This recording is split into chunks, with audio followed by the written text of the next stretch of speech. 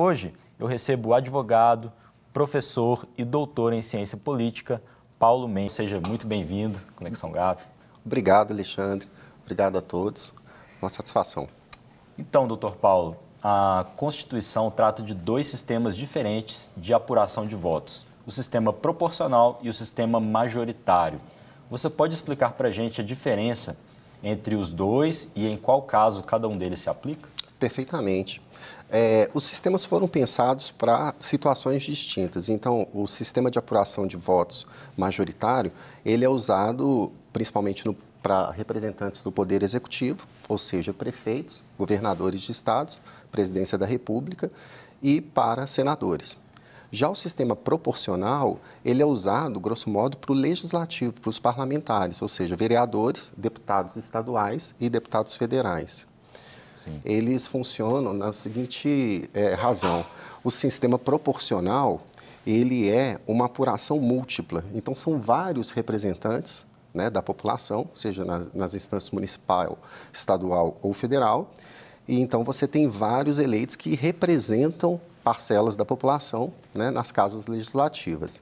Já os cargos, né, majoritários, eles são únicos, exclusivos. Então, nesse contexto, não teria como. Então, tem que ser a maioria dos votos, que pode ser a maioria simples, quanto, né, assim, você tem aquele que tiver mais votos, maioria simples ou relativa, ou a maioria absoluta, que aí a gente está falando de segundo turno, que são os casos que, para buscar uma maior legitimação daquele candidato, você vai submeter a um segundo turno para que ele obtenha, daquela forma, então, a maioria mesmo da população. Entendi. E a partir dessas definições, quais são as vantagens e desvantagens de cada um desses modelos? Perfeito. O majoritário, uma das principais vantagens é porque você tem uma pessoa, né, que foi eleito, porque é um cargo, então é mais fácil você identificar, né, esse indivíduo para que você, teoricamente, possa acompanhar e também responsabilizar quando for o caso.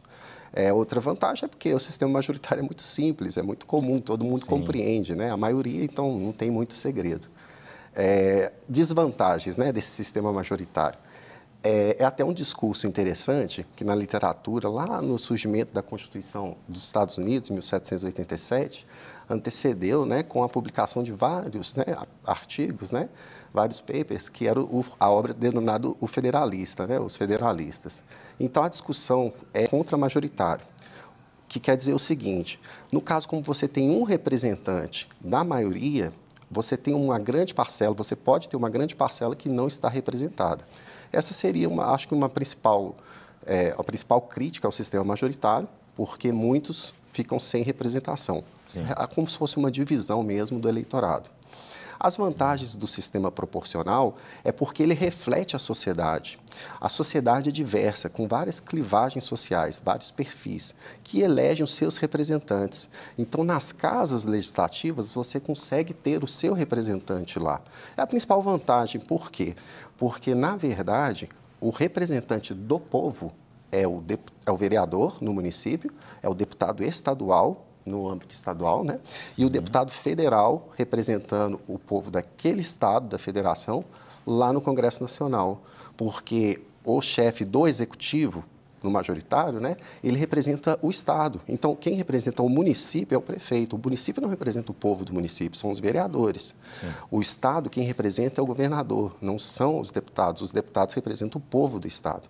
E no Congresso Nacional, os estados federados, que é o modelo também surgido lá na Federação, né, da Constituição dos Estados Unidos de 1787, os senadores representam os estados federados também. Papel semelhante aos governadores, né? Existem países, por exemplo, como a Argentina, que o eleitorado costuma votar no mesmo partido para governador e para senador, para que tenha esse alinhamento, já que os dois representam o mesmo estado. E, finalizando, o povo é representado no Congresso Federal pelos deputados federais e até por isso, né, isso tem puxado, tem dado um destaque à eleição dos deputados federal, né, pelas cláusulas de desempenho, né, de barreira. Por quê? Porque eles representam o povo e o presidente, né, representa a União, né, o governo federal. Sim. E como você disse, né, o sistema majoritário é muito simples, todo mundo compreende, né, a contagem simples de votos. Mas acerca do sistema proporcional, né, que tem muita dúvida, você pode explicar para a gente de um modo bem didático como funcionam os cálculos e o que é o quociente eleitoral e o quociente partidário? Perfeito. Então, como eu disse, assim, tem as vantagens e as desvantagens, né? Há muitos partidos, acho que atualmente registrados, cerca de 32, né? 32 partidos registrados. Isso na literatura, os países que conseguiram, né, ter um aperfeiçoamento, né, assim, uma acurácia assim, na questão de número de partidos, ou seja, reduzir o número de partidos, fortalece o posicionamento, a ideologia desses partidos e permite à população mais clareza, mais transparência no que aquele partido realmente quer. E isso é uma coisa interessante. E a questão, por exemplo, que por ter muitos partidos dificulta muito a governabilidade, que o executivo e o legislativo, eles em certos momentos vão travar. Esse coeficiente, esses quocientes, né, tanto o eleitoral como o partidário, eles são assim estratégicos para os partidos políticos. Então, por exemplo, o primeiro quociente que é analisado, que é calculado, de forma bem simples, tá? É o quociente eleitoral. Ele é simplesmente somar, né, os votos, apurar, né, os votos válidos, ou seja, a gente não considera os votos nulos e os votos em branco, e aí desses votos válidos se divide pelo número de cadeiras que estão, né, sobre disputa naquele determinado local. Então, por exemplo, você pega em nível de estado, eleições, a título de exemplo, para deputado federal, você tem, por exemplo, Minas Gerais com 53 vagas nas 513 cadeiras para deputado federal. Você tem estados que, de acordo com sua população, tem 8 vagas para deputados federais, como, por exemplo, Acre, Roraima, etc. Sim. Então, você vai dividir simplesmente os votos válidos por esse número, e aí você chega numa conta. Em 2018, nas eleições para 2018, a título de exemplo, o quociente eleitoral, ele foi para deputado estadual aqui em Minas em torno de 130 mil, e para deputado federal de Minas foi em torno de 190 mil. E depois de feito isso, aí é o outro cálculo que é importantíssimo, porque aí você vai somar quantos votos o partido político teve, o partido, e aí você vai dividir por esse quociente eleitoral. Aí você vai obter nessa conta o quociente partidário, que é o número de vagas que aquele partido vai ter. Então, assim, facilitando o exemplo, quociente eleitoral. Vamos supor que teve 80 mil votos para aquela região, sendo que eram 8 cadeiras disponíveis, né, para a Câmara de Deputados. Você tem, então, um quociente de 10 mil. Beleza. O partido teve 50 mil votos. 50 mil dividido pelo quociente eleitoral, que é 10 mil, você vai ter 5, ou seja, 5 deputados federais daquele partido. E aí, individualmente, quem teve mais votos, sequencialmente. Isso faz com que, em alguns casos, né, você tenha pessoas que tiveram menos votos do que o candidato X, mas por causa das vagas daquele partido, né, pelo quociente, o partido tem direito àquelas vagas que você falou no exemplo 5, né? Isso é a principal crítica, Alexandre. Mas isso acontece em qualquer sistema. Mesmo no sistema norte-americano, para a presidência, como ele tem a questão dos delegados, acontece, né, de você ter mais unidades, né, votando em certo presidente, candidato. E você tem candidatos que tiveram mais votos no total, mas que não foram eleitos presidente. Sim. Bom, existem inclusive casos emblemáticos, né, de puxadores de votos que garantiram a eleição de pessoas com baixíssimo número de votos. Você pode comentar alguns desses casos para a gente? E mais, qual seria o principal prejuízo desse tipo de sistema? Você até já mencionou um pouco, né, que é essa questão de... muitas vezes você tem um candidato que teve poucos votos, mas entra porque o partido teve muitos votos, né? Exatamente. Olha, isso, na verdade, se tornou, notoriamente, uma estratégia dos partidos, né? Porque você tem os puxadores de votos, que são assim, por exemplo, para deputado federal, hoje é mais estratégico que nunca, né? A gente teve a emenda Constitucional 97, em 2017, que aí, para participar do fundo partidário e ter direito a recurso do fundo partidário e mais tempo de TV e rádio, você tem que ter né, um desempenho muito bom na eleição de deputados federais. Então, você tem como estratégia ex-candidatos à presidência da República, ex-senadores, ex-governadores, pessoas famosas, né, conhecidas, né, que vão puxar voto para outros do partido, porque o voto é do partido. E aí você tem também, que a gente chama dos escadinhas, que são aqueles que vão receber muitos votos, mas eles não vão ser puxados, não são puxadores, longe disso, mas também não vão ser puxados, mas são muito importantes.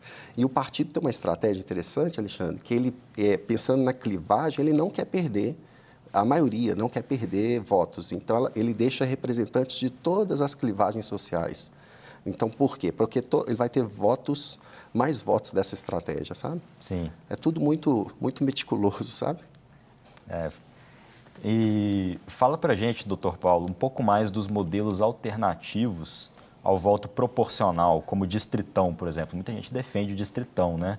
O Brasil está preparado para esse tipo de mudança? Como funciona, por exemplo, o distritão e qual a sua opinião? Olha, o distritão, ele já foi tentado algumas vezes, né? E ele, não à toa, ele não obteve sucesso, né, para ser aprovado no Brasil. Eu posso resumir apontando que, né, ele reúne o que há de pior. É o pior cenário. Por quê? Ele vai enfraquecer exatamente aquilo que é tão importante para a democracia e para o Estado Democrático de Direito, que é o partido político. O partido político precisa ser fortalecido. E o distritão é um modelo que vai ser intuito persona. A gente vai passar a focar naquele indivíduo. Então, aquele indivíduo, como você disse, uma crítica, ele teve mais voto, mas pela lógica do coeficiente, né, eleitoral e partidário, ele ficou de fora. Sim. Porque o outro partido puxou mais votos. Então, esse é o sujeito que motiva a pauta do distritão, porque ele quer entrar. Então, assim, se você para de olhar essa lógica do partido e passa a olhar como se fosse eleição majoritária. Na verdade, é uma eleição majoritária para o legislativo. Então, você vai ter, na verdade, muitos cargos, mas você vai ter aqueles mais votados e exclusivamente isso. Eles apontam como vantagem, porque é simples de entender como a eleição para presidente, prefeito. Mas você desperdiça votos, porque você votou naquele candidato, naquele partido, e seu voto é desprezado. Então, você desperdiça muitos votos. Eu acho o seguinte, o Brasil está longe de estar preparado para isso. Porque, diferente de outros países que têm menos partidos, que as pessoas identificam o posicionamento do partido, ou seja, você vota naquele representante do partido, você sabe o que esperar. Aqui no Brasil, a gente não sabe o que esperar. E você começar a votar intuito persona, as pessoas, elas deixam de existir, elas deixam de estar disponíveis, mas os partidos não. E aí a gente tem que trabalhar essa questão da valorização, né, da política. Sim. Ele acaba individualizando, né, um pouco mais a eleição do legislativo, né? Muito. Acaba individualizando e perdendo um pouco esse vínculo do voto partidário também. Considerando o modelo de contagem de votos do sistema majoritário e do sistema proporcional, o que você considera primordial para a escolha consciente e acertada para cada um dos cargos, né? O que a gente deve ter em mente, né, na hora de votar, considerando esses sistemas? Olha, de forma assim, bem sucinta, fazendo um apanhado de tudo que eu vi, vivenciei e pude estudar, o primeiro passo é uma valorização da política. A política, assim como outras expressões, elas têm tido uma conotação negativa quando não poderiam. A burocracia, por exemplo, é boa, ela é importante para afastar a impessoalidade, afastar, né, os abusos na administração pública, mas muita gente vai associar como algo ruim por causa das disfunções, quando ela não funciona bem. A mesma coisa é o lobby, a advocacy, que ele é importante os grupos se mobilizarem para correrem atrás dos seus interesses, seus direitos. E também é uma expressão meio assim algerizada pela sociedade. A política nem precisa falar. As pessoas têm aversão da expressão política, aversão do envolvimento com a política, mas isso é um grande erro. A política é fundamental, ela interfere na vida das pessoas, no desenvolvimento econômico, nos direitos das pessoas. Então, as pessoas que a gente elege vão decidir o nosso futuro. Então, assim, isso é muito importante, é o primeiro ponto. Envolvimento ou compreensão, né, da importância da política. O segundo é informação.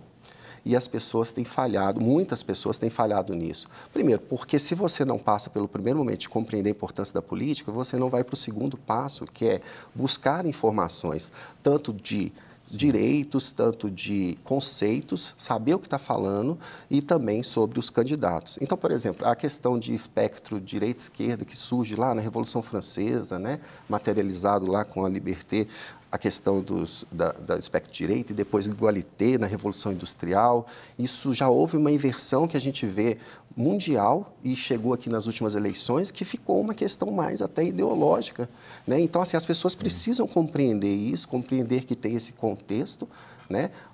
E também informar-se sobre seus candidatos. Ver, por exemplo, quais são as propostas para ver se tem aderência com os seus posicionamentos. Essas informações são importantes, essa versão ela é perigosa porque o nosso voto ele é muito estratégico e a gente discute política respeitando as pessoas, respeitando as opiniões, não é obrigado a aceitar, a concordar. E a gente não concorda mesmo com tudo. São muitos posicionamentos diferentes. Mas escutar, esse diálogo é importante. E esse diálogo falta no Brasil. As pessoas saem do grupo de WhatsApp da família, né? Elas se afastam das redes sociais. Então, esse é o ponto 2. Primeiro, compreender a política. O 2, se informar, né? O 3, né, que é o terceiro ponto, exercer o seu voto, que é um direito arduamente conquistado, historicamente conquistado, né? As lutas pelo voto, né? Por classes sociais, por mulheres, etc. O voto nem sempre foi acessível e hoje ele é universal e as pessoas não valorizam isso porque elas não vivenciaram essa luta. É o seu ouro, não desperdice o seu ouro. E por fim, Alexandre, além disso, você vai votar e você tem que acompanhar. Você tem que acompanhar aquela pessoa que você votou, seja para submeter demandas, né, sugestões, seja para controle, para substituição. Porque a literatura fala o seguinte, a gente pode errar no voto, que é uma assimetria de informação, eu não sei o que o outro vai fazer, o que ele pensa de fato, mas eu tenho ali 4 anos para verificar isso.